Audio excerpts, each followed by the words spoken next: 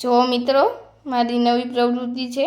ત્યાં મેં ઇન્દિરા ગાંધી ઇન્ટરનેશનલ એરપોર્ટનું એક મોડલ બનાવ્યું છે, જે તમે જોઈ શકો છો. આ મોડલ માટે 8 દિવસ લાગ્યા છે અને હવે હું આ મોડલ કમ્પ્લીટ કરીને આપને બતાવું છું.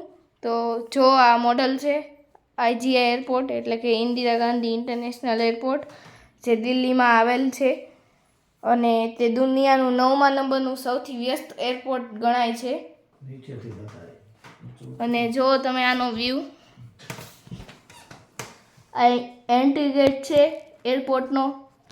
પછી આ રસ્તા છે વાહનો જવાના, આ પાર્કિંગ છે.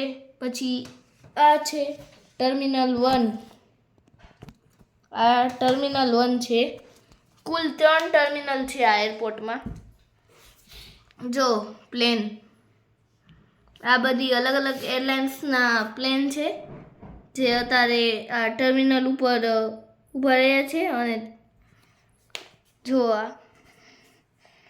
આ રનવે છે. જુઓ, અહીંયાથી વિમાન ટેક ઓફ ને લેન્ડિંગ કરે છે. પછી આ તેવો બીજો રનવે પણ છે. ત્યાં આ વિમાન ટેક ઓફ કરવા જઈ રહ્યું છે, જ્યારે આ ત્રણેય વિમાનો ટેક ઓફ કરવા માટે રાહ જોઈને ઊભા છે.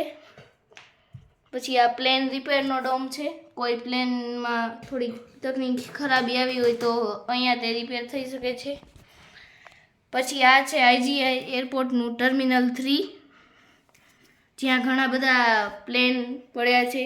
સિંગાપોર એરલાઇન્સનું છે, એર ઇન્ડિયાનું છે, વગેરે ઘણી બધી એરલાઇન્સના પ્લેન પણ અહીંયા છે. પછી આ છે ઇન્દિરા ગાંધી ઇન્ટરનેશનલ એરપોર્ટનો એટીસી ટાવર, એટલે કે એર ટ્રાફિક કંટ્રોલ ટાવર, જ્યાંથી આ તમામ ઉડાનોના ટેક ઓફ અને લેન્ડિંગ વિશે માહિતી રાખવામાં આવે છે અને બધું સંકલન કરે છે. અને અહીંયા જો રસ્તો છે, જે અહીંયા ટર્મિનલ સુધી આવવાનો રસ્તો છે. ઘણી બધી કાર પણ આવી રહી છે. પછી આ છે ટર્મિનલ 2, તેનો અહીંયા એન્ટ્રી અને એક્ઝિટ ગેટ છે. અહીંયા પણ ઘણા વિમાનો છે. જો મોટા મોટા વિમાનો પણ અહીંયા પડ્યા છે. પછી આ બીજું પાર્કિંગ પણ છે, જે પણ ખૂબ વિશાળ છે, ઇન્દિરા ગાંધી ઇન્ટરનેશનલ એરપોર્ટનું. તો આવી રીતે સરસ મજાનું આ એરપોર્ટ બનાવ્યું છે. 8 દિવસ લાગ્યા છે.